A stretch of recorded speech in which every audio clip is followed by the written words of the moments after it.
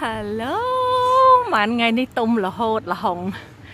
ឡើងមិនដើមមកឲ្យដាក់បដោះអូយច្រើនណាស់10 20 30ដើមមកទៀតហើយខ្វះតែកន្លែងចតទេនេះបេះលើហើយម៉ាក់ហ្នឹងបេះលើហើយម៉ាក់ស្រែកថាចេះនោះអានោះក្រហមហើយម៉ាក់ទេទៅហើយបានលហុង2ទៅហើយចិត្តហើយមែនតើហើយខាងនេះម៉ាក់ខាងនេះអូយសាកេនោះថ្ងៃមុនផ្លែល្អហួសយកអំពងឆ្ងាញ់ណាសាកេហើយគេចិត្តចាក់បេតុងមែនតើហើយនេះចាក់ឲ្យទៀតស្រឡះឲ្យចាក់ឲ្យរៀបក្រានីតឲ្យស្អាតហើយដាក់ដាំតំណាំបានហើយ